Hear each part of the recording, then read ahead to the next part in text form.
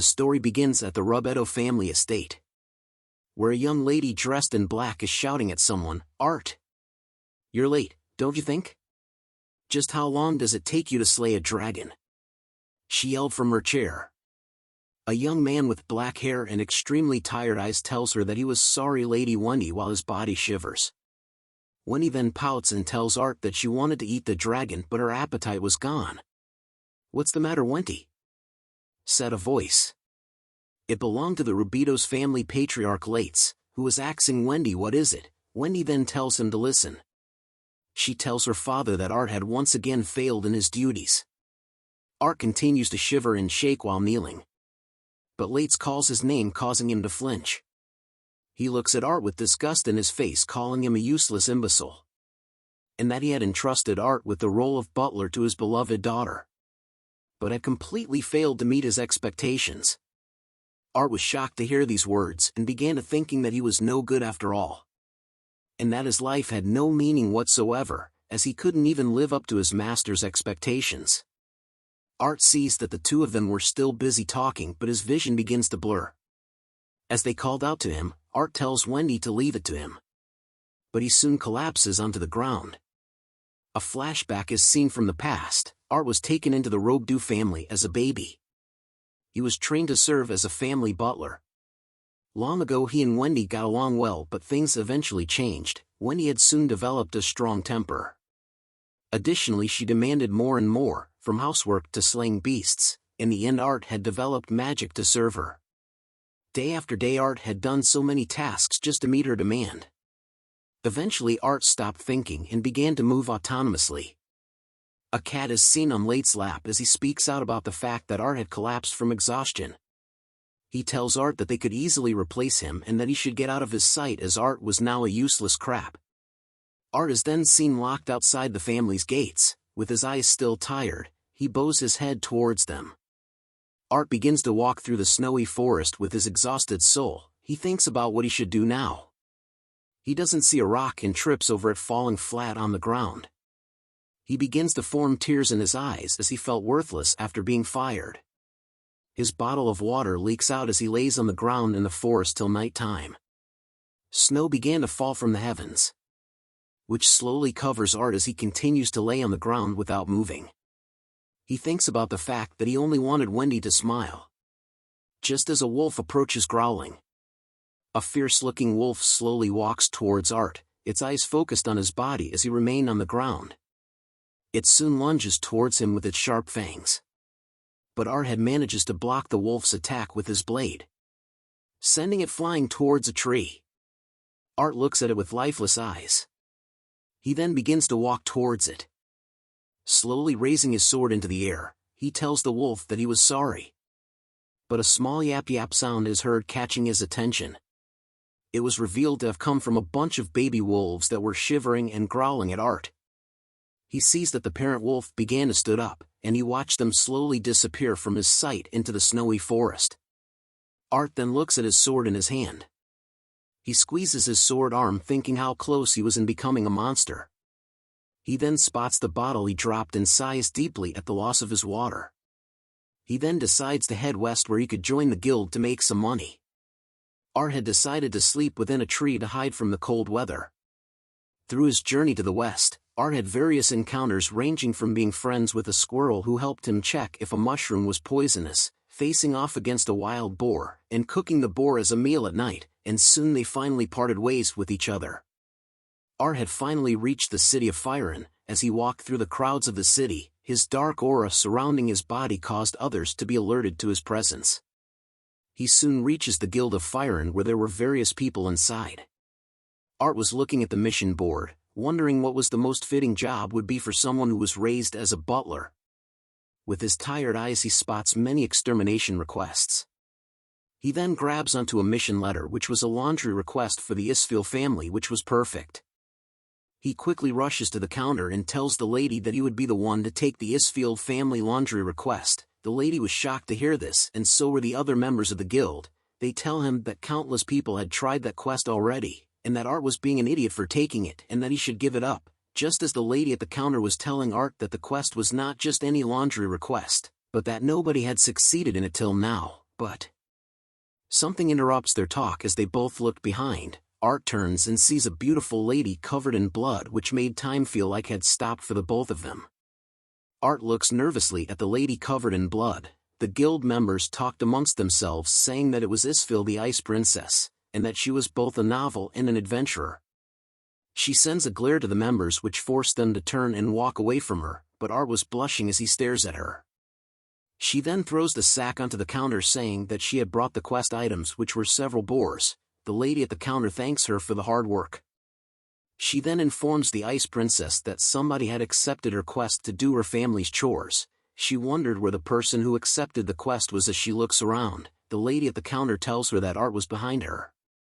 Art and Urk both stared at one another in silence. Urk then breaks the silence by introducing herself as the eldest daughter of the Isfil family, Isfil Urk. She then asks Art who he was. She tells him to spit it out, which he nervously agreed to. He kneels onto the ground and bows his head, telling her that his name was Art, and that he will do his best to service his master with all his dedication.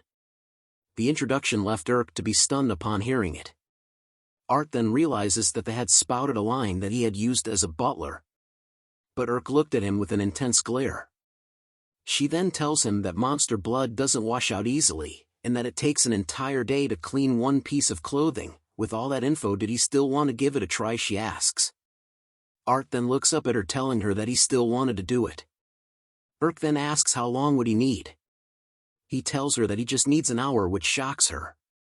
Urk looks at him curiously and then tells him to come with her. The Isfil family estate has a beautiful mansion and fountain are seen with flowers and butterflies everywhere.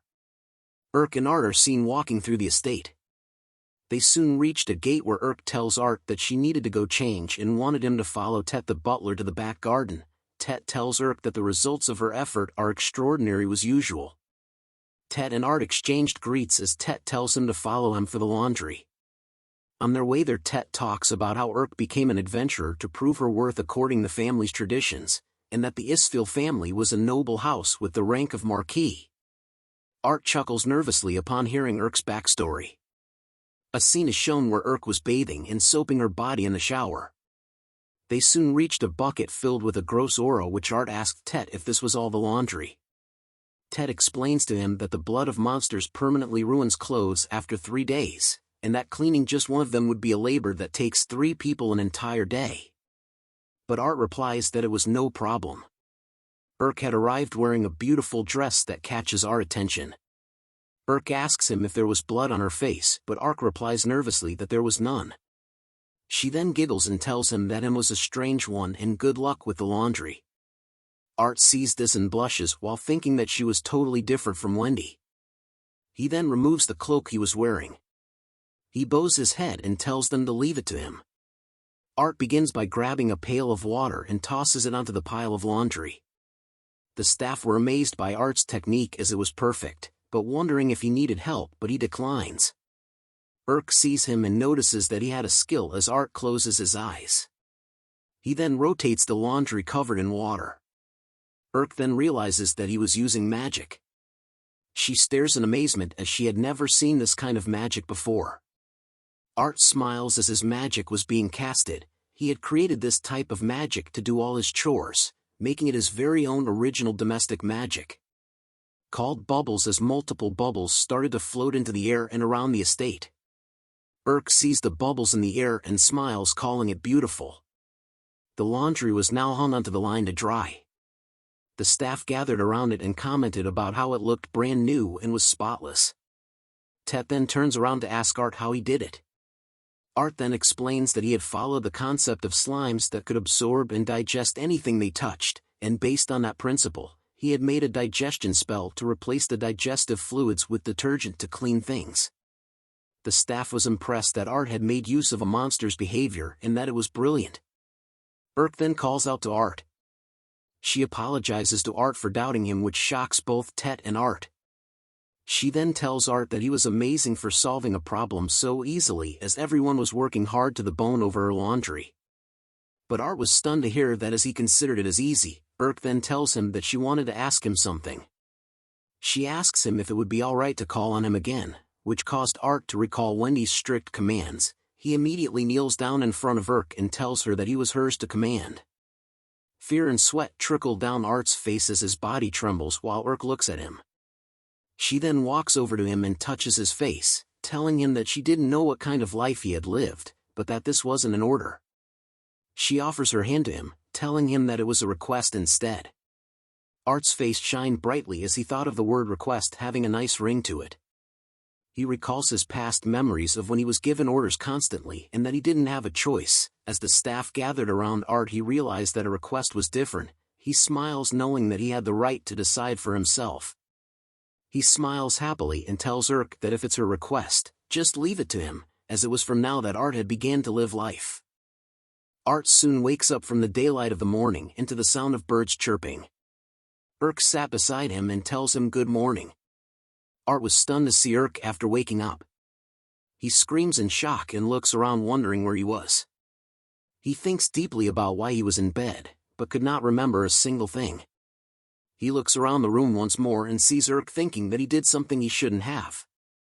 Art then covers himself with a pillow to hide his embarrassment from Urk as he was in her room. But she asks him what was wrong and if he couldn't remember. As Art was hiding and blushing, Urk explained to him that after doing the laundry yesterday, he had collapsed from doing all the laundry at once. Art hits himself with the pillow thinking about how he had pushed himself too far using magic. Urk leans close to Art asking how he was feeling now. Art lifts the pillow up and tells her that he was much better due to her generosity. But Urk had to make sure and touches his forehead, telling him not to lie as he still looked pale. This action caused Art to be knocked out as she tells him that Tet had prepared his reward. Tet brings in a huge chest filled with endless gold. Art was surprised to see the large amount of gold. Urk tells him that the Isfil family could afford this and asked if he had any plans elsewhere. He tells her that he didn't. Urk then snaps her finger calling for Tet. After a while, Art was seen wearing a brand new set of clothes. He asks Urk if it was okay for him to wear these as they were very nice. Urk tells him that it was clothing prepared for servants and that she plans to keep Art in her employ. She then tells Art that the clothes looked good on him. Hearing this made Art blush as he bows his head to thank her for allowing him to serve her. But Urk smacks Art, causing him to scream in pain. She looks him straight in the face and tells him to cut the formalities as they were the same age. Art smiles happily upon hearing those words from her. The three of them are then seen walking through the corridors to head to breakfast. On their way there, Art whispers to Tet about why Urk was acting so nice. Tet then explains to Art that Urk was the head of the family and was known as the Ice Princess, and if he had heard the rumors from the guild. He then continues to say that there were many nobles who hated commoners, which caused Art to recall Wendy's face, and that Urk absolutely hated those kinds of nobles, which also meant that Urk couldn't stand being in the presence of such individuals. Urk was the only noble they knew that shared the same perspective as commoners, making her a truly kind person. Art smiles happily hearing about Urk being a nice person as he knew that she had a lovely heart as well. They soon entered the dining room where the house head Ramon Isfil asked Art if he was the new guest. Art introduces himself to Ramon, but he tells him that he already knew the story and shouldn't act so stiff. Urk then calls out to Ramon about the dark circles underneath his eyes and that they were getting worse. She recommended that they go to a doctor. But Ramon declines the offer, saying he doesn't want to consult a doctor for this because he was just not sleeping properly in the beds of the house. But Urk was concerned as it has been going on for some time now and was afraid of what will happen if it continues. Ramon tells her that it would just be fate's will. Urk shouts at him for saying this, but Ramon tells her that he missed the imperial beds. He puts his head onto the table while talking about how the imperial beds were the best as it felt like you were sleeping clouds. Art then tells him that he could make one. Hearing this stuns everyone in the room, but Art continues to tell them that the material would be different from the imperial version, but it was still possible. Art looks around at everyone's faces and wonders if he had said something wrong. Tet then tells Art that he was wrong as making one of those beds takes a craftsman with decades of experience to do, and that it would take him at least a year to make it. Art then tells them about how his previous lord forced him to make it from a glance, causing everyone to think of Art being a poor thing. Ramon then offers to pay 10,000 gold for one bed, which shocks Art. He then tells Art that it will be quite a sight to see him build one, and if he had the talent he would be rewarded generously. Urk then requests Art if he could build one for her father. Art thinks about how long it had been since anyone had depended on him like this. He agrees to their requests and tell them that he would be grabbing some great blackbird feathers. Urk then tells him that she will come along as it was far too dangerous. In the Dorado forest area, Urk and Art are seen on a tree. Urk asks him if the feathers of the blackbird were extremely hard and dirty, making it hard to be like the imperial beds. She then recalls that the feathers of a great blackbird would make for some of the best adventurers' armor out there. Art then tells her to relax, as he wanted to show the people that needed him how well he could handle it. Urk agrees reluctantly and mentioned that the blackbird was a B-rank medium-sized monster which would be difficult to defeat. She then tells him that when it comes she will be the one to hunt it down. But Art tells her that he would do it. He then thinks about how the moment was strange as the blackbird should be roaming around here at this time of the day. A fierce roar was heard in the forest, catching Art's attention. "Above us!" Art shouts as a huge blackbird appears from the sky. It crashes into the tree where they were, causing a huge explosion. Urk tells Art to get down as she will be the one to hunt it down as they face off against the great blackbird. She then rushes towards the blackbird, shocking Art. She swings her massive sword towards the blackbird, but it deflects her attack with its black feathers. A chemical was then seen sizzling in the blackbird's mouth, which Art notices as an acid attack that he couldn't allow Urk to be hit by. He then casts his magic enhancement paralysis on his dagger and throws it towards the blackbird. It lands into the blackbird's throat, making it paralyzed.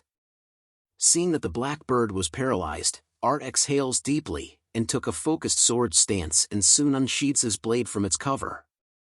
With a simple dash and slash, Art slices the head off the blackbird. Urk was stunned to see this as the blackbird's head falls to the ground. She calls out to Art, who asks her if she was okay, but Urk asked him what that sword technique was as she couldn't even see the sword hit it. Art says it was no big deal as he just casted his paralysis magic enhancement. Urk was shocked to hear that he could use such magic. She explains to him that there were only a handful of people that could do something like that. But Art tells her that they needed to skin the bird for the feathers. Urk then shows a hesitant face, which caused Art to ask her what was wrong. She tells him that it was nothing and took in a big gulp before stabbing the bird with her knife. Blood exploded all over her as Art stood in the back, shocked at what he was seeing. He then asks her if this was the reason why she was always covered in blood, to which Urk replies that he shouldn't telling anyone about this. Urk was then seen in the showering, washing herself with bubbles and soap all over her body. She then looks at the bucket filled with feathers and asked Art if they could really use these hard, black, filthy feathers for a bed.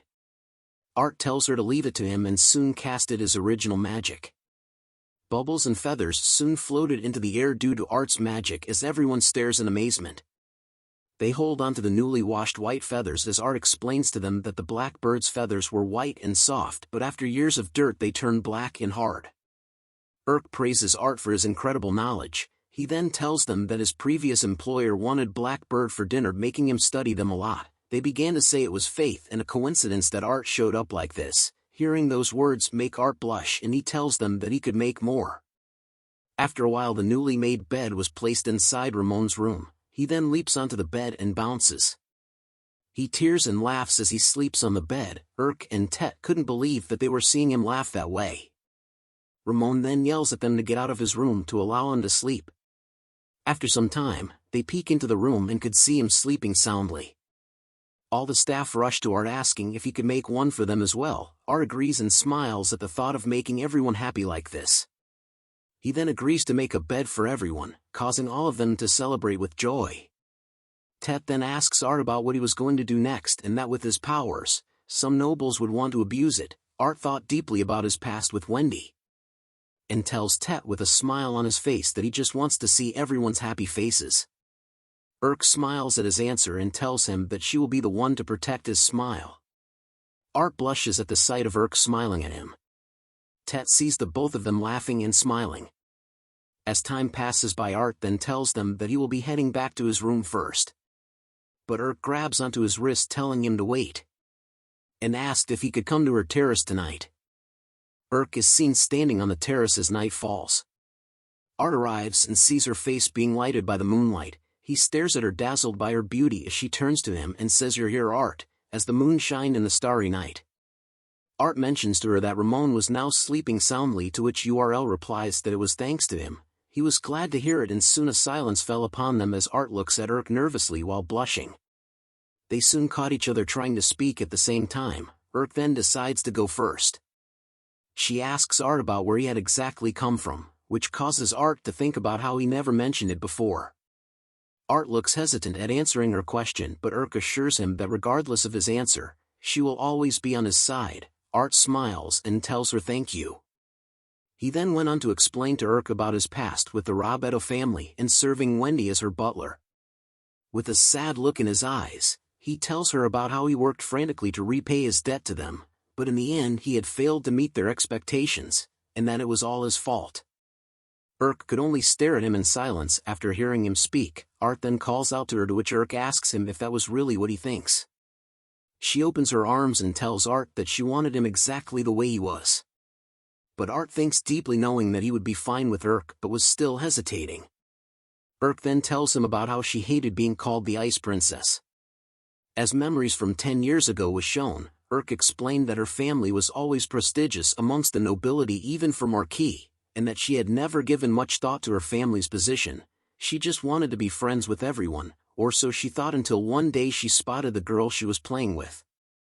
The man tells the little girl if she was getting along well with the Marquis daughter, to which the little girl replies that Urk had given her a flower. The man says excellent work as Urk listens onto their conversation. The man continues to tell the little girl that URL was a wonderful tool to use in order to get closer to the royal family, and that the little girl should stay close to her. Tears begin to form in Urk's eyes as she listened to the man talk about how their family was only a viscount, which was lower nobility, and that they needed to do this to rise in society. Back to the present, Urk talks about how nobility of higher ranks hold incredible power. As she grips her hand tightly, she tells Art that she felt cursed by her position. She then turns to Art asking him if he hated nobility. Urk looks at him waiting for his reply, but Art tells her that he doesn't, which surprises her. He explains to her that being thrown out was incredibly painful, but upon seeing Urk and Ramon he realized that there were kind nobles as well. Hearing those words made Urk recall Art saying he just wanted to see everyone's happy faces. That's very like you said, Urk. She then tells him that they should head inside as it was getting cold outside. Art agrees straight away. But Urk was angry at the fact that the Rob-Edo family had taken full advantage of Art's kindness and made sure to remember Rob-Edo Wendy's name.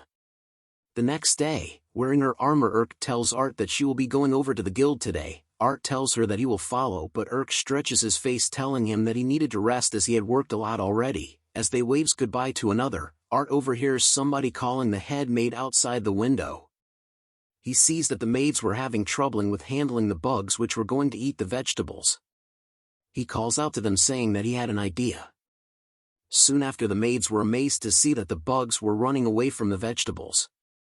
Art then explains to them that he had used laundry and bestowal magic to attach Ramon's scent, a combination which drives the bugs away. A voice appears saying how impressive it was for Art to create this using bestowal magic.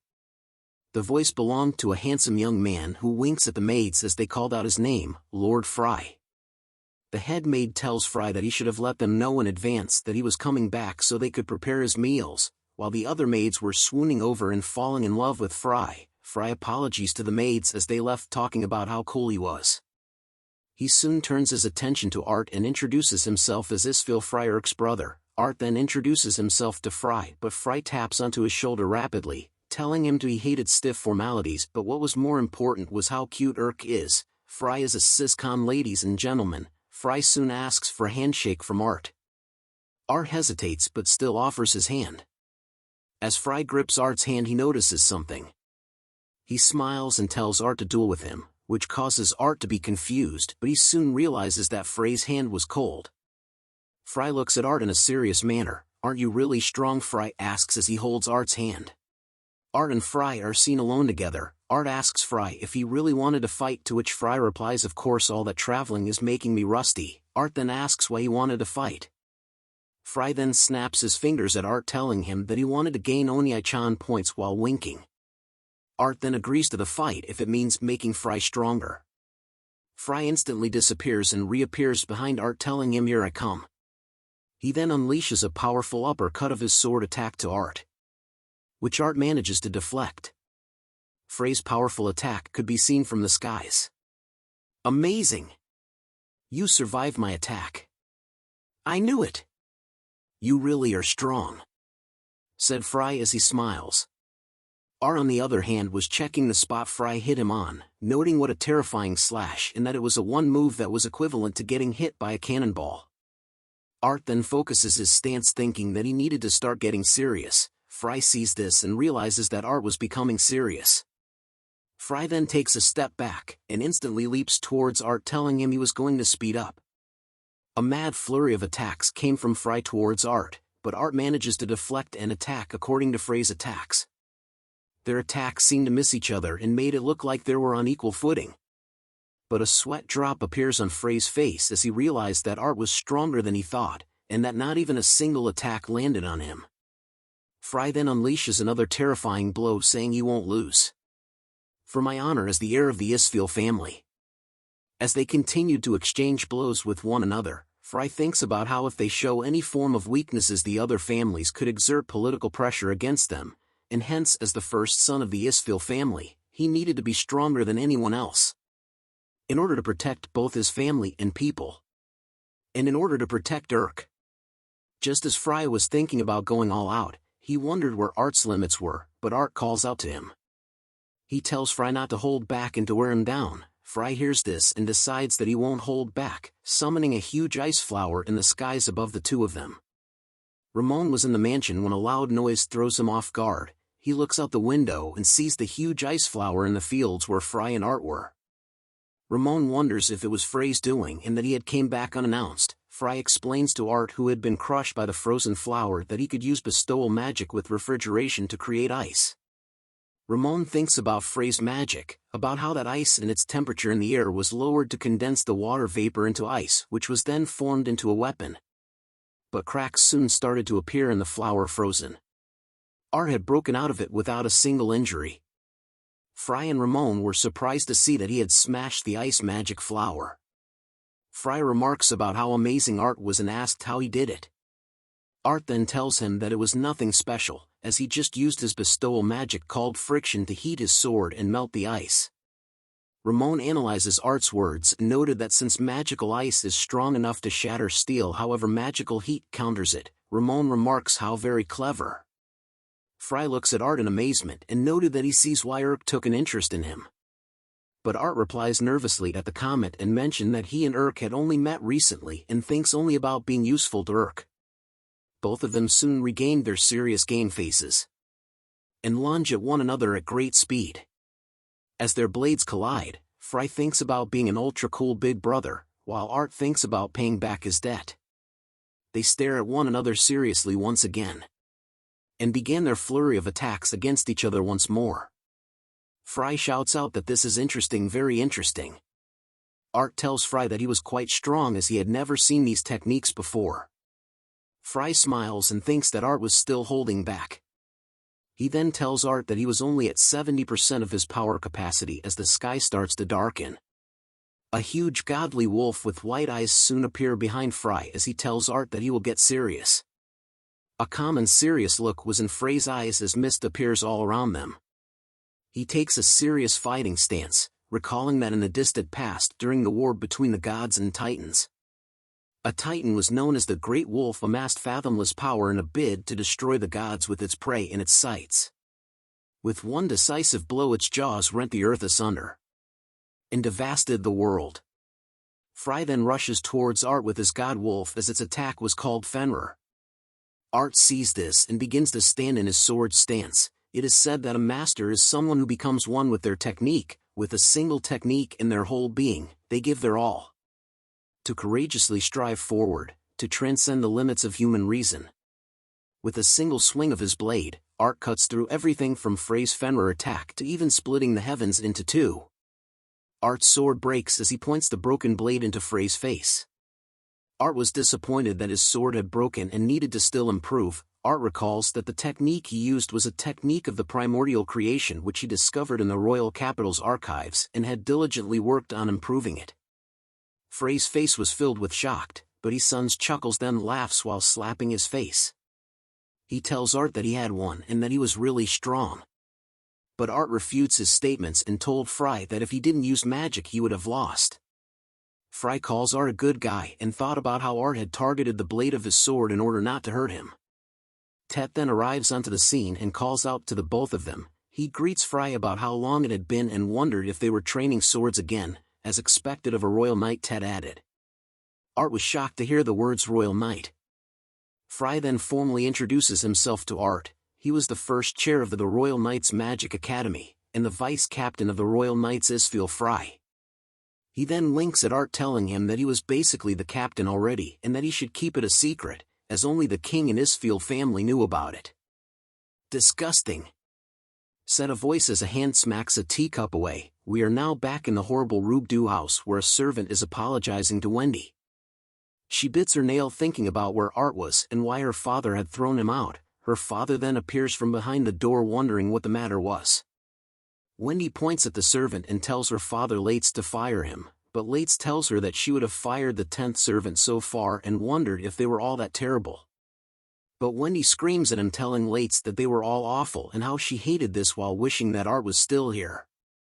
Lates then informs her that there will be no end to the substitutes if they were meant to replace Art, but more importantly he informs her that the royal ball was in 3 days. Hearing this made Wendy happy to know that the royal ball was still taking place. Lates confirms it and thinks about how Wendy should be considering marriage as well as she dances around the room happily. She then opens the wardrobe, which reveals a dark dress. She hugs it as it was a wonderful dress that Art had made for her, leaving the rest up to him. Urk is seen sipping tea in a beautiful garden. Just as Fry enters and shouts out loud, saying, "Urk, my dear beautiful sister, I'm home." But Urk looks at him in disgust. Fry continues to be happy and tears flow from his face as he shouts out Urk, aiming for a hug from her. But she ignores him and greets Art instead, causing Fry to slam into the ground. With blood dripping from his nose, Fry continues to call out to Urk, saying her brother was here. But Urk continues to ignore him as Art thinks of their relationship as an odd one. Art then asks Urk about her request for today, which she informs him that she had gathered medicinal herbs for an orphanage. Fry was screaming in joy over hearing his sister's voice in the background. Hearing that she helped an orphanage, Art couldn't help but feel worthless. Urk then reminds him that he had helped them with the laundry and beds. Fry was shocked to hear this. Urk then tells Art that they should take it slowly together, putting one foot in front of the other. Hearing this angers Fry as he tells Art that they should duel again, as he had just heard something that he can't condone as a brother. Hearing the word again catches Urk's attention as she stares with an intense glare. She yells at Fry, asking if he was bullying Art, but Fry nervously tells her to stop it as he didn't do it, but an angry aura still arose from Urk as Fry tried to deny her claims. "Big brother, I hate you," yelled Urk, which broke Fry. He collapses onto the ground, saying it was all over and that his world had come to an end. Ramon then enters, asking what the ruckus was all about. Fry calls him daddy and tells him that Urk said she hated him. Ramon then tells him to say sorry, to which Fry didn't want to do. Ramon then asks why he was home, as there must be a reason for it. Fry then tells him that he had a message to deliver, and with a serious look he informs him that it was about that event. Art was curious about what event it was, but Ramon deflects the topic and asks what their plans were for the royal ball.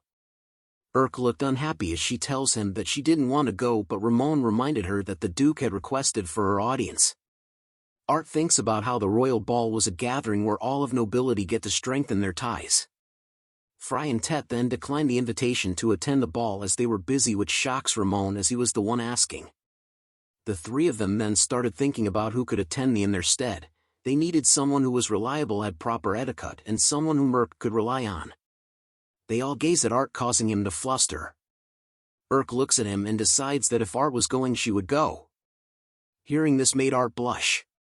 Tet then agrees with the decision, as Art would be the perfect candidate to be a bodyguard to Urk and a representative for Fry. He then asks Art if he could represent the Isfeel family. Art took a moment to think and wondered if he could be useful to Urk.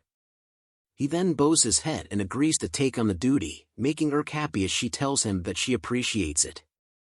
Urk then returns to the mansion as she needed a dress to be made. The head maid appears and informs Urk that she had grown again as she measures Urk's body. She blushes upon hearing those words and tells her not to say it. The head maid then informs her that since Art had arrived her chest has gotten even bigger. She then advises her that when a woman becomes aware of a man, their body will imitate certain developments. Essentially the woman wishes for the man to view her as a woman. Hearing this causes Urk to blush heavily as she wondered who she wanted to view her as a woman. But soon Art's face appeared in her mind. She was shocked and wondered why she had imagined his face.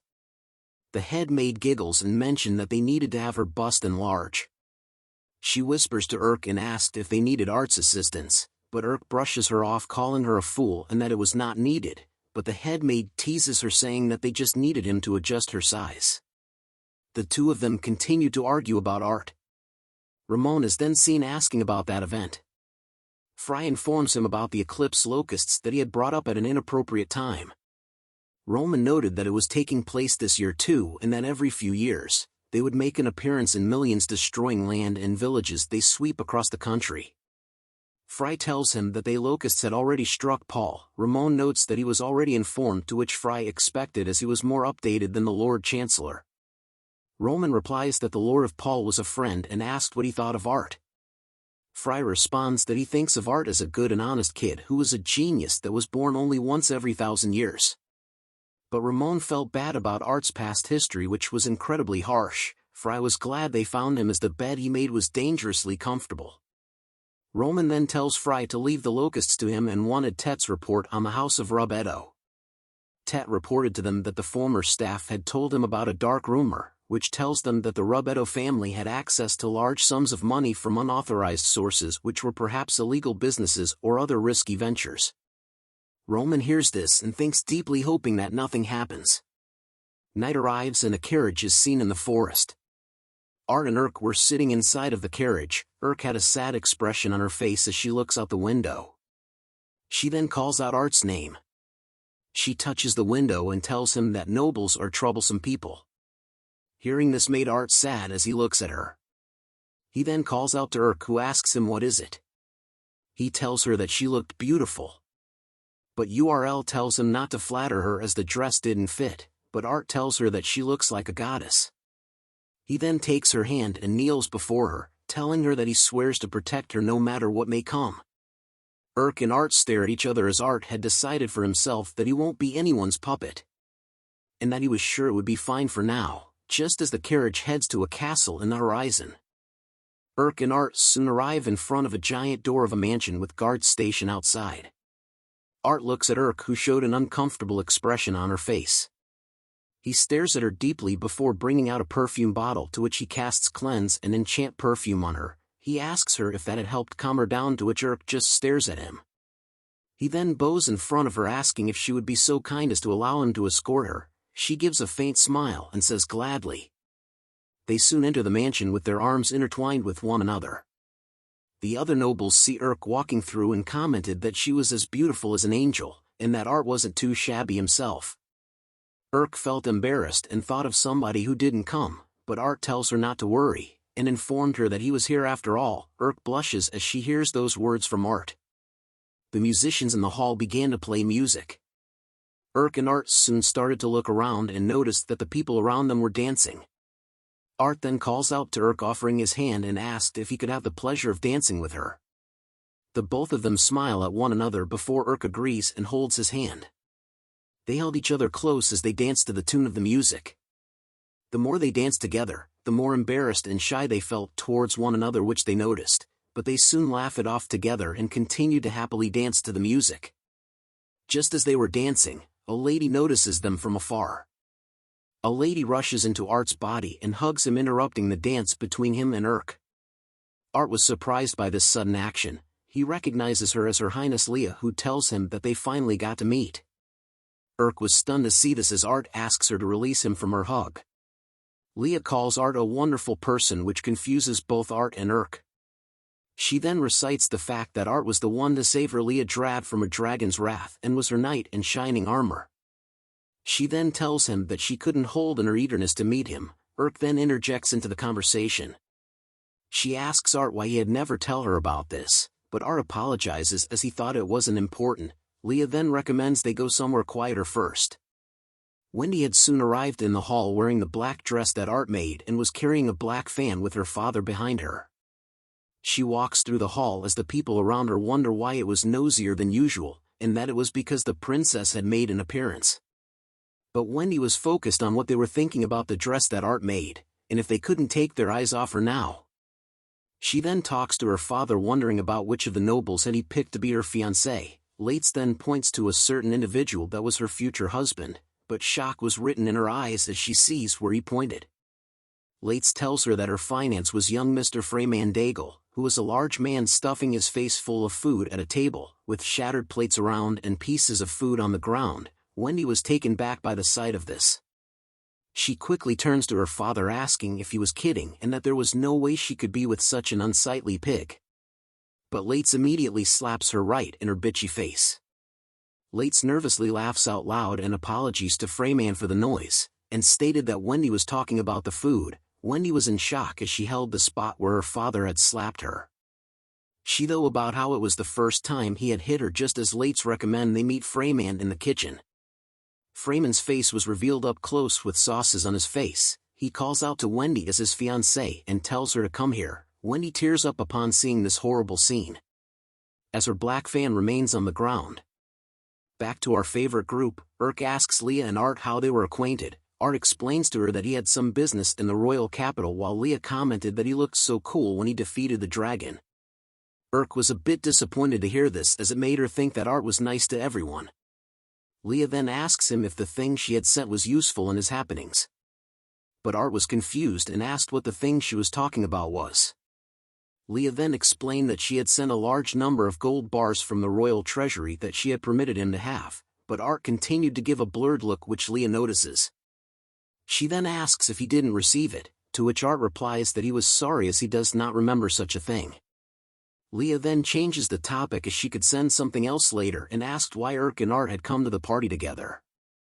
As they explained their reasoning to her, Leah realizes that she had been found out. She thinks about how love is blind, but Art doesn't even realize, just as he calls out to her. She grabs onto his arm asking him if he was free after this and if he would like to visit her place, but Urk joins in by grabbing his other arm telling her that Art couldn't go as he was her butler. The two of them argue as others watch while Leah tells Urk that Art would be happier by her side, but Urk refuses, saying that Art should decide. As they argue, a black dress is seen dashing by. Wendy was running away thinking that she refuses to be with a pig-like man and that she would rather die than marry him. But she soon trips on the carpet and falls flat on the ground. She begins to tear up thinking if only Art was here. As she lay on the ground with tears in her eyes, she overhears Urk and Leah arguing with one another. She then spots Art's flustered face between the two girls. Her face was filled with shock and then anger as she calls out Art's name, which he hears. "There you are!" she yelled as she walked towards them. Urk, Leah and Art were all stunned to see Wendy in front of them. A memory flashback is shown 8 years ago where there are signs on the gate with the words "Dunce, idiot, dumb girl, incompetent family." A young Wendy is seen upset while a young Art watches over her. She asks Art if he could go and punish the meanies. But Art tells her that they shouldn't as she would regret trying to go against. As young Miss was a nice person, he said with a smile. But hearing those words made Wendy angry as she wondered why he didn't save her. She thinks about how she was the only one who was suffering, which was unacceptable to her. Wendy asks Art with a smug look on her face where he was this entire time and if he had quit being her butler. But fear and shock made it hard for Art to reply to her. Seeing this angers Wendy as she turns and tells Art to leave with her. But Urk tells her to wait. She asks if she was Wendy Robetto. But Wendy asked Urk who she was. Urk didn't reveal who she was but instead told her that the rumors of her evil treatment were true. Wendy wonders who this high-handed woman was and sees her sliver hair, which belongs to the Isfeel family. Wendy recognizes her as the Ice Lady. She then bows her head to apologies for her discourtesy and wonders why Art was with the Isfeel family. Urk tells her to stand down and that she would overlook her impudence this time, but she needed to separate herself from Art. But Wendy tells her with a glare that it was up to Art to decide. The two of them soon enter into a staring contest. Art didn't think that this would happen when he decided to come here. But Wendy gives him the bombastic side-eye, telling him that her orders are absolute. Art's mind suddenly went blank upon hearing those words, and sweat began to drip more down his face. He soon realized that his words won't come out of his mouth. But Irk's voice snaps him out of his confusion. She asks him if he was feeling alright and that he shouldn't push himself. But Art tells her that it was nothing. Irk felt concerned as she heard him. Art thinks deeply about how if he went against Wendy it will rouse her temper, making trouble for Irk and Her Royal Highness. Irk then yells out to Ark, wondering what was wrong. But Leah then asks Irk if she knew the story of Hyoko. Irk wonders why she was so calm. But Leah continues with her story, stating that after hatching, the Hyoko bird deems the first individual that they see as their parent figure. They've etched in the bird's memory for its entire lifespan, and it seems that ever since Art was born, he has been serving the Rubedo family, making Wendy's orders absolute. They could see that Art right now was being dominated by his fear of her, and that his brain was trying to rewrite his memories, while retaining his sense of self as he tries to return to who he was in the past. Hearing this upsets Irk. She bites hard, wondering why someone like Art, who could do almost anything and who was willing to do anything for others. Why was he willing to listen to orders from a horrible woman like Wendy? Irk's hand trembles in anger as she thinks that he was willing to be with someone who tramples over others' goodwill and for someone that will use him until he was knocking on death's door. Irk was upset as she asks Art why he had lied to him. Leah covers her face with her fan after hearing Irk. She then go over to Wendy to ask her a question. With a deadly look in her eyes, she asks Wendy where the gift of a mountain of gold she had left to Art was. Wendy was shocked at first, but then tells her that she didn't know what she was talking about.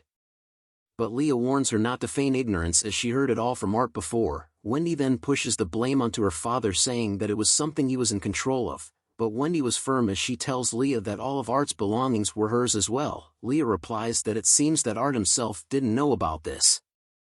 But Wendy refutes back and turns to Art, saying that he knew something about it. Art could only stare and not speak as Leah remained silent. Wendy then touches Art's shoulder and whispers to him that there was nothing to worry about and that all he needed to do was listen to her orders. Fear took over him once again as he realized that he couldn't make sense of his words. Wendy then tells him that her order now was for him to act as if he already knew. His vision blurs as he thinks about how if he went against Wendy it would cause trouble for Irk. He knew that he needed to endure this all by himself. Art looks at Irk's concerned face and took a moment before saying yes. With a dead look on his face, Art tells them that he was aware. Wendy smiles upon hearing that and tells them that they would be returning. Irk then calls out to Art, asking if he remembers about the first day they met and how he helped her out with his cleaning magic, and that she made a request for him to confide in the Isfil family regarding his wishes. But Art's face was still looking dead as Wendy tells him to hurry up. Irk continues to speak to him about how he treated her father's insomnia by making a bed, and that even today he had supported her and calmed her anxiety. She grips her fist hard and shouts out loud as Art was behind her, "I want you to rely on me, Art." Life scene began to appear on Art's face as he hears her words. Wendy shouts and orders him to not listen to Irk's words anymore. But Irk continues to speak about how Art was too kind to others, and that it was okay to not take on everything alone, as she wanted him to treat himself better. Hope starts to shine in Art's eyes as he turns to look at Irk, who tells him to face her properly one more. "It's a request, Art," she says with tears on the ground. She looks at him and tells him to stop lying to her.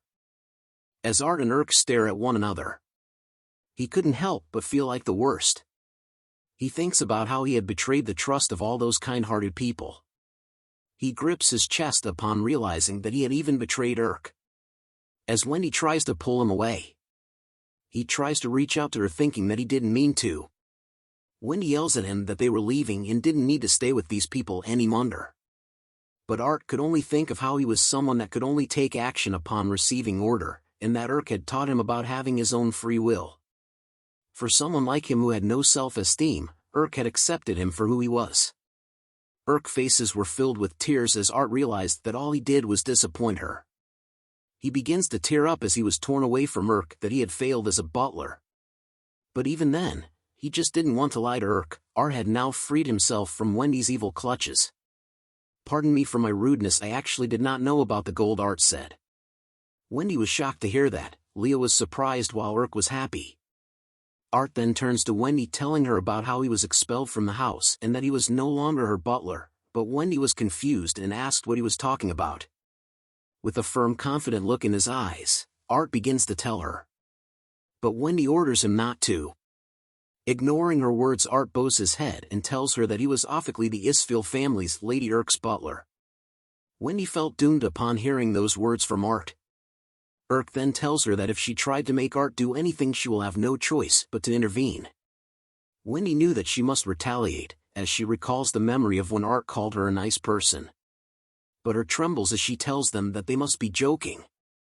She screams at them with tears in her eyes about why she has to when Art was always her. Leah then stops her and tells her that they were not yet done with the gold situation. She gives Wendy the bombastic side-eye, telling her that it's about time for her to be punished for her impudence towards the kingdom. Right here, right now, in front of all the nobles present.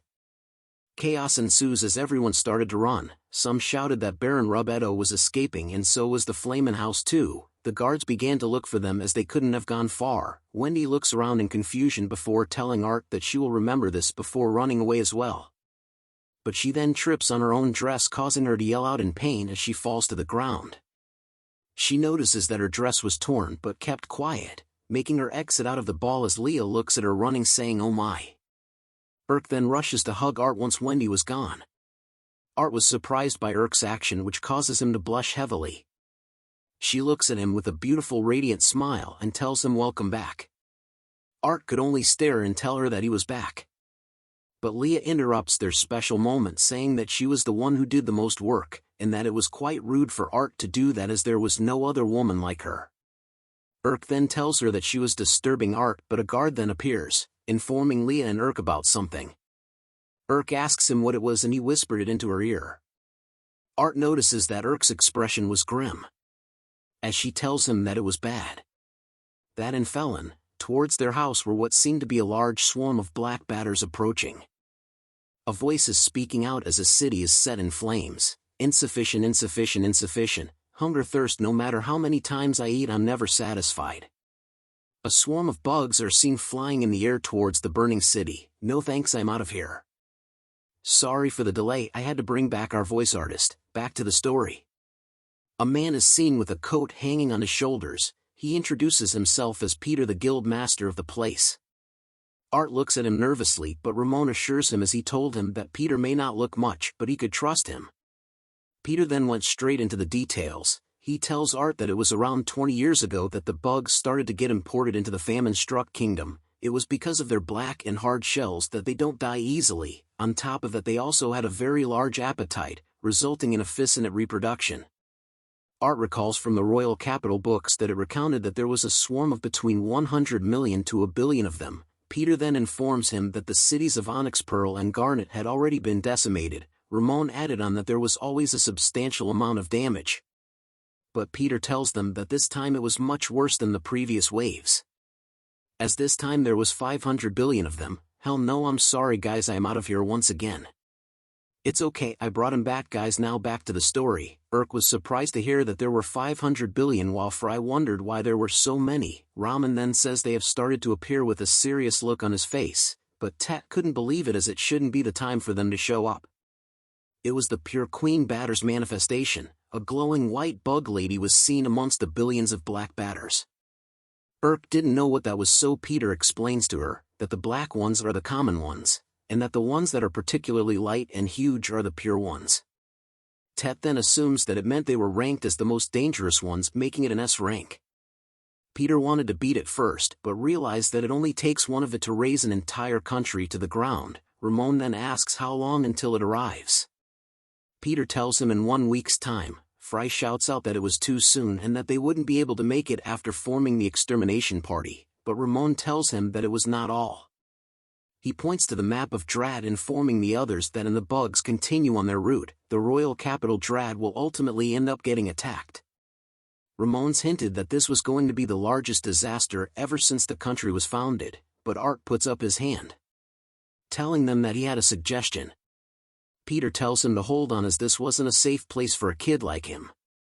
But Urk reminds him that Art wasn't who he assumes him to be. Ramon then stops Peter as well and told the others to hear what Art has to say. Art then brings out a bottle with a cork. Peter recognizes it as lemon water. Art tells him that he brought some because of his sore throat, but later realizes that he could apply bug-repelling magic to it. Peter then tells him to not joke around, but one of the maids screams out that it was that thing. The head maid tells her to quiet down, but she tells her that the lemon water had made the bugs stop approaching even when she didn't use much of it. Art then tells them that if all goes well, it could buy them time for the next 2 days. Fry wonders if Art was serious, while Tet was surprised to learn that they could slow down the great disaster. Roman was impressed at the idea and that it came from the guy who made his bed. Fry and Irk praise Art for his idea because of his exceptional abilities and that he was already stronger than Art. Peter looks impressed by the idea, and he soon turns his head towards Art asking if he can do it, kiddo. Art was happy to hear those words. Ramon commented on how blunt Peter was, but Peter assures him that he couldn't help it as he didn't know any other way to ask for help. Art then calls out to Peter, bowing his head and telling him that he could leave it all to him. Ramon then informs them that he will send a message to the king so that they could gather troops, and that he will leave the rest of the work to Art. Art was happy to hear that Ramon considered him as part of the family. He recalls the happy memories of the Isfeel family, and firms his resolution in ensuring that no matter what happens he would protect the Isfeel family. Irk stares at Art and wonders how amazing it was for Art to stand up for anyone. Peter then tells them that he would collect everyone's information and would meet them at the guild in 2 days. Irk was then seen standing still in the shower as water continues to pour over her body. She thinks about how Art gives all of his powers for her sake. She thought deeply about how she had wanted him to rely on her, and that it was every she wanted. But she ended up always being the one that needed to be saved. She ponders these thoughts as the shower water continues to pour into the drain. A carriage wheel is seen speeding at a fast rate as a voice spoke out wondering if it was okay for them to sneak out without informing someone. It was Leah and her servant who were speeding away, as Leah thought about how she couldn't allow the Ice Princess to take Art away from her. "Wait until I get to you, Art," she yelled out as many carriages are seen riding fast. Few black batters are seen on a grassy patch, as Art remarks about how they were able to find some nearby and that after all the research they couldn't believe that they were just in the garden, which would be of great help. Art greets them good morning and counts from 1 to 5. Irk notices that there were a lot of books on the table. She asks Art if he went through all of it, which Art replies that he did since they didn't have much time. With a concerned look on her face, Irk tells him not to overwork himself and that she could help if he needed it. Art then recalls the moment when Irk had told him not to lie to her back at the party. He thinks deeply about how he had decided to no longer worry Irk anymore. He then thanks Irk for her offer and took note of the fact that the black batters who loved the wheat he had poisoned with enchanting magic. He thinks about coming up with another plan if this doesn't work, but a voice calls out to him telling him to wait a second. Princess Leah had appeared at the door. Art was shocked to see her while Irk scolds her for not knocking on the door at least. Leah talks about what a wonderful greeting Irk gave her. She then smiles happily and informs Art that she came to help, bringing along servants who were carrying massive amounts of gold bars. A huge pyramid of gold bars was soon formed in front of Art and Irk, to which Leah tells him to accept it this time. But Art and Irk were stunned due to the golden light that shined brightly into their faces, while Leah tells Art that the amount of gold bar were a little lesser than the amount she gave before, but the gold here amounts to about 5 million worth split between all of the gold and old grimoires. She then informs them that she had also brought the required materials in regards to the black batters. Irk then tells her that the gold was a bit too much, but Leah yells out at her saying it was not that much. She then approaches closely to Art and asks him about his reply. But Art was confused by what reply she wanted, which shocks her. Her drops down as she realized that Art had tricked her, but Art comforts her by saying that he didn't know what she was asking for. With tears and while biting a cloth, Leah tells him that she wanted to know his reply to her marriage proposal. Both Art and Irk were surprised to hear this and wondered when she proposed to him. Irk then yells at Art and asked if he was serious. Leah then explained that on a fateful day, he had saved her. Leah had felt the red string of fate pulling them together as if the heavens had willed it. Irk calls that crazy. In the background the black batters were discussing marriage, and called it crazy. Urk then tells Leah that Art was part of her house's name and she would like it if Leah stopped pushing him around, but Leah talks back asking Urk about when had he become her possession. Art quietly and nervously asked if they could stop fighting as they both continued with an intense staring match. Leah looks at Art and asks him if she was not to his liking, but Art replies by saying that wasn't the reason. She then offers him a book about explosion magic which allows him to trigger surrounding explosions. Art yells out that he didn't need such an obnoxious spell.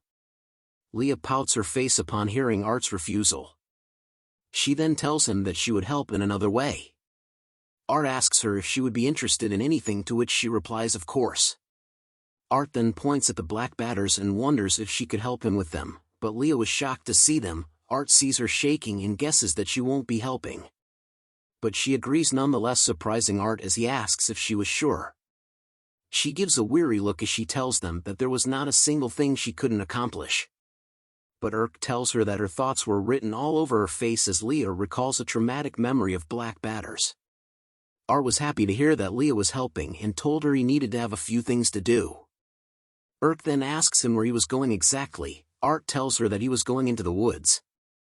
Urk yells at him that he couldn't go outside because of the queen batter causing the monsters to go savage, begging him to at least take her with him, but Art declines as he didn't want to get Urk injured or leave Leah alone.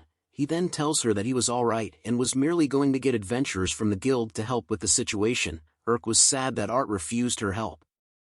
Art sees this and assures her that if she came with him, he would have to look after her and that it would be troubling if she got injured. Urk then holds her hand, telling him that even as a noble, there were times when her belongings get cursed. She peeks at Art and looks down, knowing that she would always be the one that needed to be protected. She tells Art that she understood. Art was still concerned and calls out to Urk, but they notice that Leah was staring at the both of them. Art quickly changes the topic and asks Urk if she would kindly look after the black batters with Leah. Urk agrees straight away and told him to get on his merry way. Leah felt that she was experiencing déjà vu. Art whispers into Urk's ear about rewarding her for looking after the Leah as he left. Urk tells him that she would look forward to it. They soon bid farewell to one another. The girls began to clean and study while watching over the black batters. They stare at the black batters and notice that they weren't doing much. Urk tells her that it was time to feed them. They watch as the black batters ate an apple to its core and noted that they would eat anything. But Urk was thinking about Art and where he had gone off, worrying about whether he would return. She thinks whether Art was okay about being under her house, or if it was just her selfish wishes. Leah interrupts her thoughts by saying she was like a lovely wife that was sending her brave husband off to battle, wondering why she had to wait with the Ice Princess. Urk asks her if she was okay with Art coming back and not liking her talk about him as her husband. Leah replies with a no, as Art had entrusted her with this duty and that it felt like God's will. Urk then asks about what had happened with the gold embezzlement incident. Leah tells her that they were planning on imposing an appropriate punishment on the wrongdoers, but this time the offending party would likely be imprisoned. Urk takes note of it. Leah then tells her that the punishment was usually death, but they decided not to take their lives so that Art would be pleased with the outcome. Urk wonders if this meant that they were escaping punishment, but Leah says that they were not an exception. Urk then asks if she was planning on telling Art about it. Leah wasn't sure and wondered what would happen if he knew about it. Urk thinks deeply as Leah stares at her. Leah soon gives off a smile, telling Urk that women needed to have tolerance. She points a finger at Urk, telling her that trying one's hardest to gather a lady's favor is a gentleman's job. Urk wondered if that was true. Leah tells her that it was the knowledge that was given to her by her father and mother. That is the way of women, Leah says, but soon realizes something. She blushes at the fact about why she was advising her rival. She thinks about the word tolerance and brushes it off as it would be fine if she was the only one who understands it. Leah then offers a gold bar to Urk, which causes her to wonder what she was planning to do now.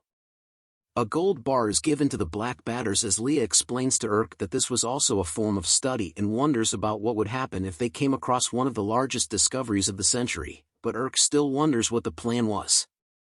A bright light soon shined from the black batters, causing the two of them to cover their eyes. Back at the Rubetto family estate, Wendy is seen alone sitting on her bed.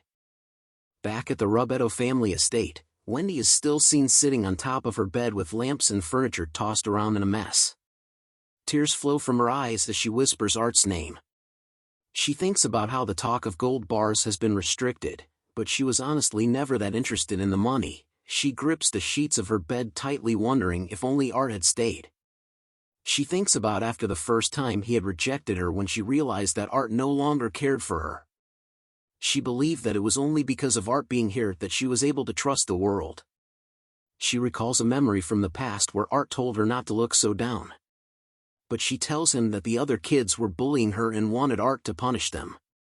But Art just took note of how Wendy must have felt very frustrated because he, who had no blood ties to her, felt that she was family, as Art would rather be a person that will care for her out of the kindness of his heart.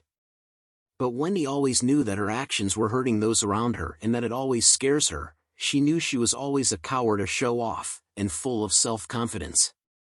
She thinks of Art's face as she knew that she wasn't kind and had relied on Art's kindness instead, and how she had always thought of him as family, always thinking about how she could repay his kindness. But she treated him like a slave instead. Tears dropped to the ground as she begged Art to forgive her as she apologizes to him. She cries heavily at the fact that she had liked him so much. Wendy continued to cry on her bed. But a voice yells out saying that Lattice Robetto had committed an act of treason due to his crime of trading, smuggling, and contraband, hence he shall be arrested. Wendy peeks out of her room to see where the voice was yelling from. She sees her father being dragged away by the Imperial Guards. Sweat drops appear on her hand as she knew that Leah had something to do with this. A figure appears from behind her asking if she was Wendy Robetto. The fierce-looking man explained to her that her father has been smuggling contraband between here and their neighboring country called Barbarossa. He was smuggling beastmen and elvish people and selling them as slaves. The Flamen family also seems to have ties to the trades. He then asks if she knew anything about it. Wendy figures out that the Flamen family was her pig-faced fiancé family and that they had been discovered to have been smuggling. She knew that her father had tried to marry her off quietly for connections. As a tear slides down her face, she tells the man that she knew. The man took note of it and tells her that they will be taking her with them. Wendy looks up once more, thinking that she should have at least apologized to Art first. Art was seen following behind a carriage and turns around as he felt something. A lady calls out to him, but Art tells her it was nothing as he looks at the mountains. Art was being accompanied by 3 members of the Sword of Blue Sky. He compliments them about how it seemed that everyone in the Sword of Blue Sky was very reliable. Huey compliments Art that he was good to notice that by just looking at them. Brad apologizes for Huey's rudeness while Thea tells him to get off his high horse. Thea then asked Art if he had finished gathering the intel. Art tells her that he did and thanks everyone for their hard work as they were able to scan the perimeter of the royal capital. Huey tells him that he was only helping as Peter had asked him to, and that Art should be grateful to his humble self. But before he could finish his sentence, Huey slams into a tree. Brad tells Art that was what happens if you compliment Huey. Thea comments about how there had been a lot of monsters popping up recently as they had just met 20 in a row. Brad explains that it was due to the Queen Batter's influence causing the monsters to appear more rapidly. One of his acquaintances had to put a dent in a goblin's horde's population because there were so many of them. Huey says that they were only D rank as the group traveled through the forest. Art compliments the Queen Batter's ability to make monsters go savage was much higher than any ordinary ability. Huey tells him that no matter who or what comes their way he would be able to defeat any of them, and then slams into another tree. Brad apologizes to Art once again for Huey. But he soon notices something and yells at Huey to get away from the tree and to watch out. A giant bear had appeared right above Huey. Huey turns around too late, as blood was splattered on everyone while Thea stares in fear. Art was carrying Huey in princess style as he cast his enchantment magic of wind to use quick steps, allowing him to easily cut off the giant bear's arms. Thea was surprised to see how he was able to get Huey to safety in a short moment, while Brad was sure that Art was beside him just a moment ago. Art then asks Huey if he was alright just as the giant bear lunges at them from the back. Art senses this and leaps into the air using a quick step. He says sorry to the bear before using quick drawing.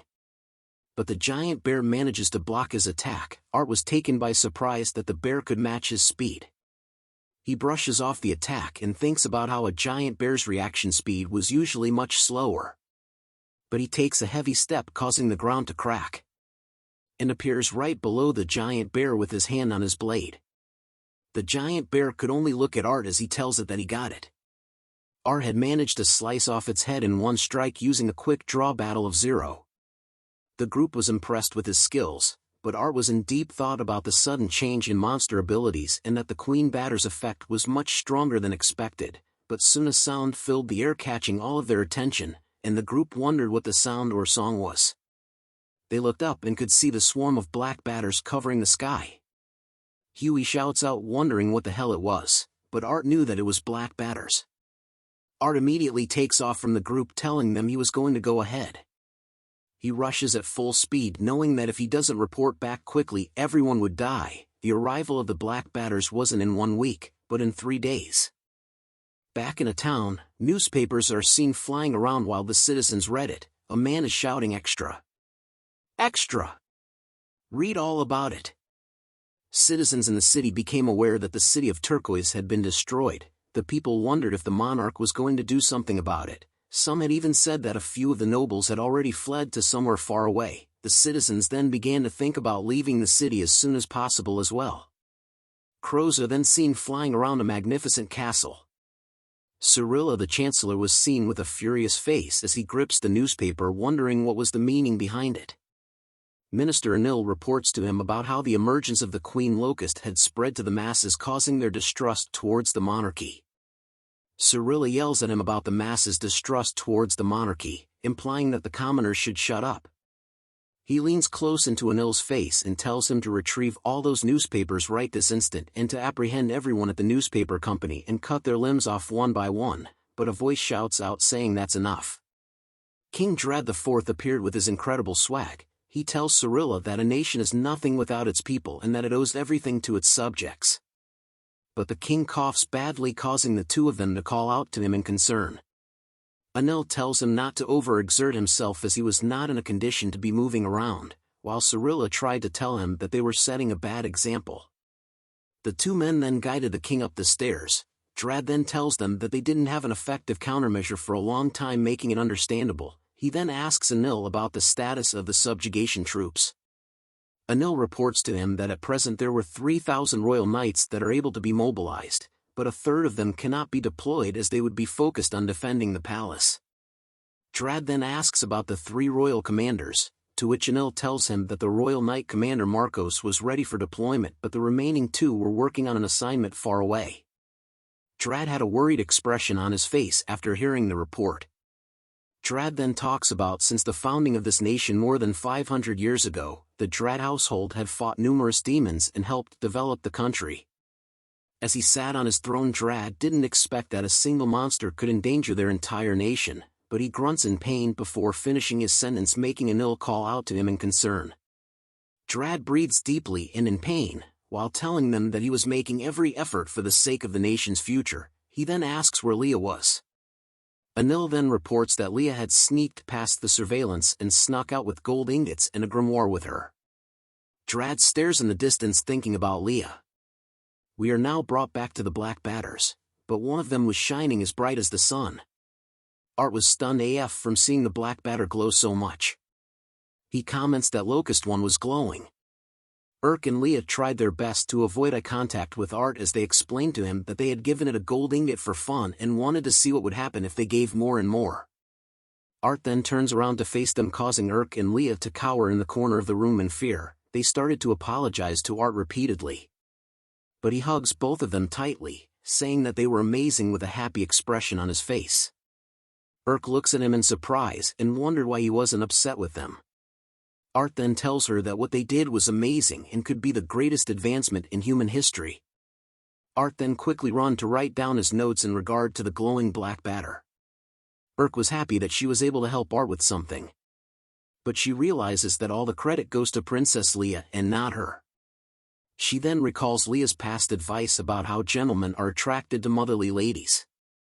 She then thinks of Art's smiley face and began to think that since he came back safe and sound she should show him her appreciation. She grips her hand with conviction, then calls out to Art, telling him that she had just remembered something important. Just as she slaps him hard on the back and was about to tell him good job, a crying sound was heard in the room. Art then goes to Leah with a concerned look while Urk looked embarrassed from her failed attempt. As Leah covered her face with her hands, she tells Art about the fact that she was finally able to help him and that it made her so happy. Art tells her with concern that she was always helping him and that she should dry her tears first, but Leah tells him to pat her head first. Urk was annoyed in the background. Art agrees with her request, causing her to giggle a lot. She then gives the bombastic side-eye to Urk, causing Urk to realize how stubborn Leah was. But a voice interrupts them saying, "Pardon my intrusion." Ted had arrived at their door, which surprises Art, but Urk was glad as she thought that he was going to take Leah away. But Ted tells them that it was not the time for it now.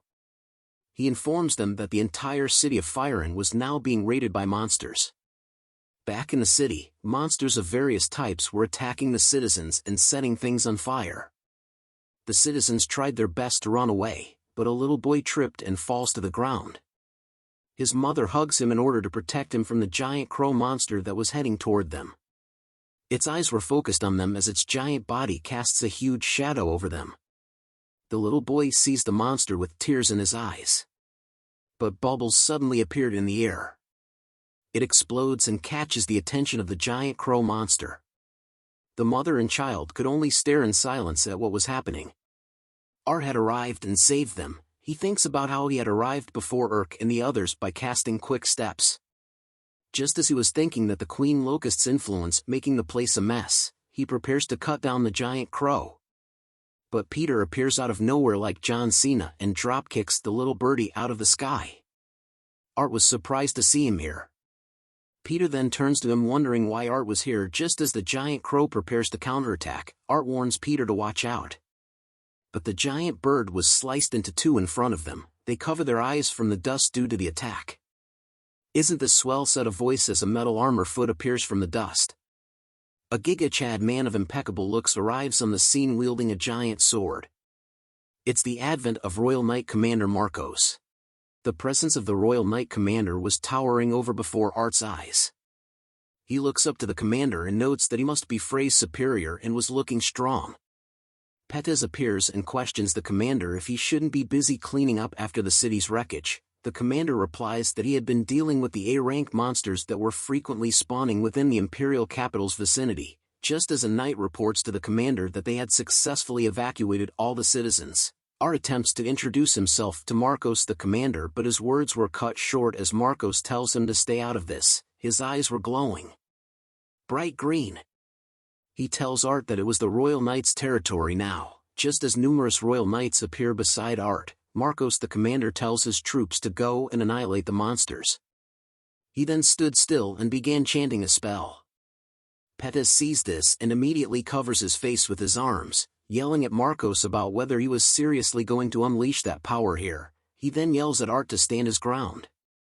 Marcos slams his gigantic sword into the ground, causing a huge shockwave to erupt with him in the center. The shockwave destroys everything that stood in its path, just like Pain in Naruto Shippuden. A huge explosion could be seen in the skies as monsters were flung back. The powerful shockwave soon comes to a stop, revealing two huge circles that surround Marcos as he stood in the center. Pettis yells at him saying that it was dangerous and that if Marcos wanted to kill all of them. Marcos apologizes and states that since they were outnumbered, he had no choice but to weaken them a little with Quake. Hearing that Marcos used the Quake spell, Art thought about how the original Quake could only make your opponent's body quiver at most. The other Royal Knights could be seen fighting against the various monsters in the capital. Until a gigantic bear monster lunges toward which catches the Royal Knight off guard. A huge clash explosion is seen as the other Royal Knights watch. Smoke and dust were scattered everywhere until a gloved hand is seen in the smoke. Commander Marcos had rescued the young Royal Knight in time and had blocked the monster bear's attack with his arm. He grips onto the snout of the bear monster, before slamming it directly into the ground, causing a massive impact that even cracked the ground.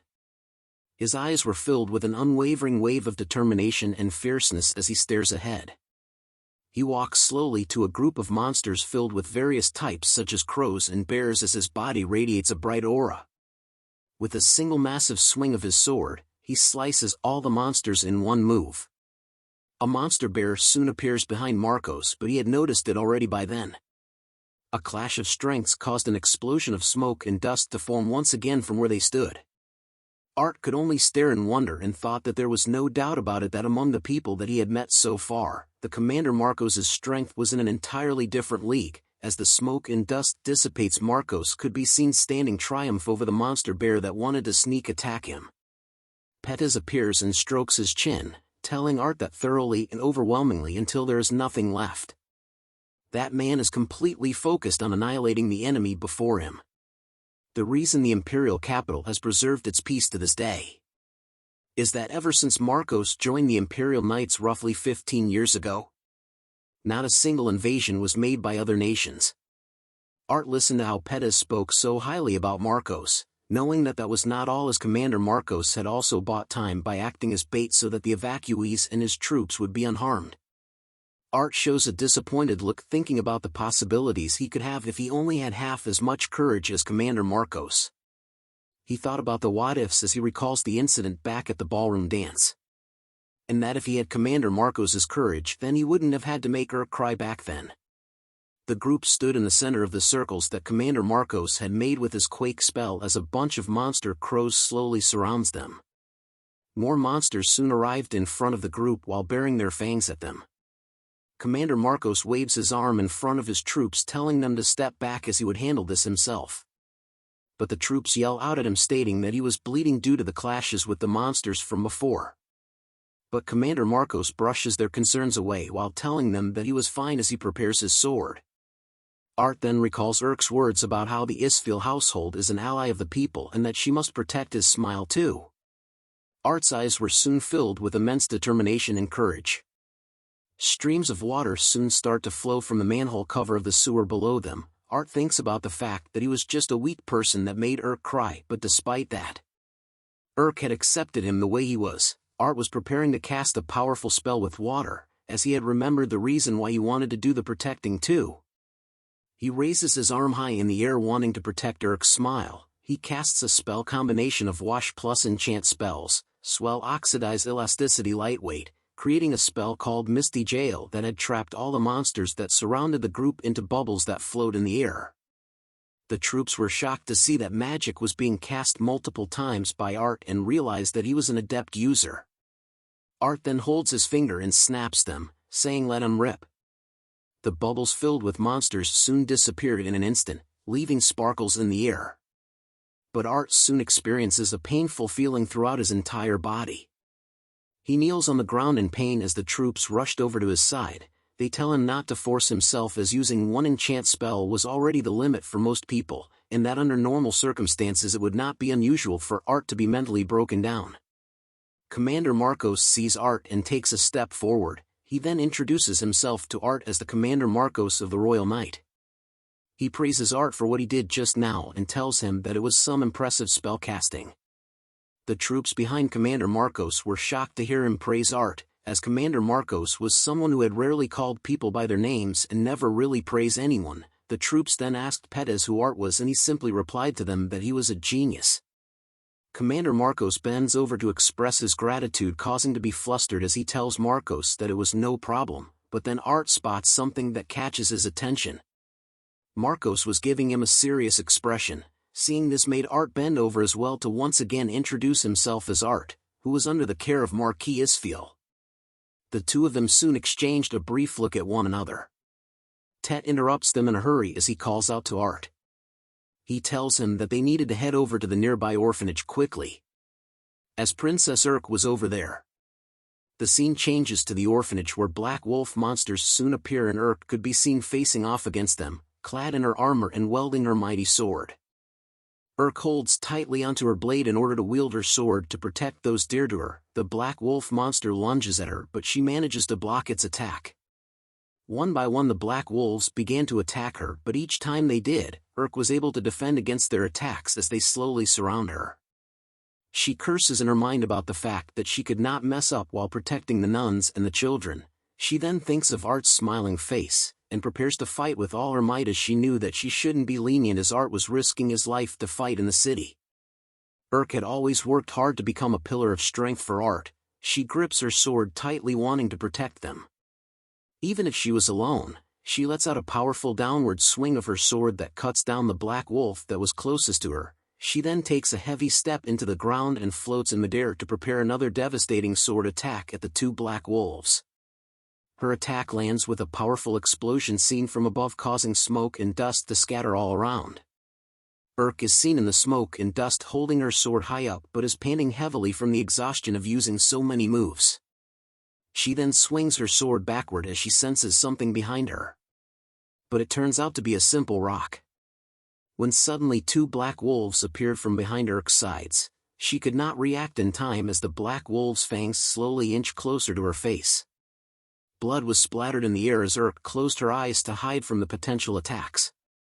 But when she opened her eyes to see what was going on, she discovered two blades had hit both black wolves at once and caused electricity to flow throughout their bodies, stopping their attacks from ever reaching Urk and saving her life in the process.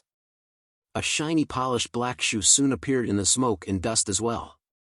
Art had finally arrived and managed to save Urk in time from the black wolves' attacks. They both showed a stunned and worried expressions on their faces. Art then says, "Thank goodness you're all right," to Urk. But her expression was darkened over the fact that she was once again saved by Art. The two had finally met after a long time, but Urk decides to apologize to Art for not being strong enough. Art tells her that it was not true, and what's more important was the fact that she was injured and needed first aid.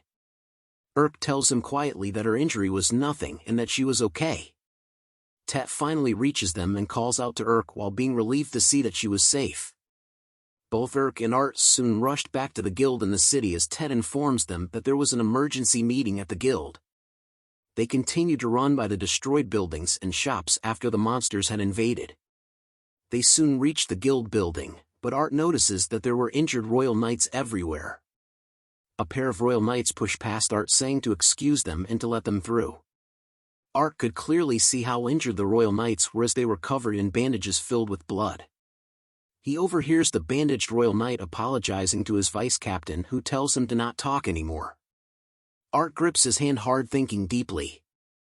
He then hands over a bottle to the injured pair of royal knights, who asked Art about what it was. He tells them that it was a salve and that he thought it might help them. The royal knights then asked who Art was, but he assures them that he was just an ordinary butler and to excuse him and Urk as they were in a hurry themselves. Back in the guild auditorium, a bunch of the guild members had gathered in huge numbers in front of Pettis. Pettis starts off the meeting by thanking the guild members for their good work with the monsters out in the city, and that he wanted them to listen to Art, who was beside him.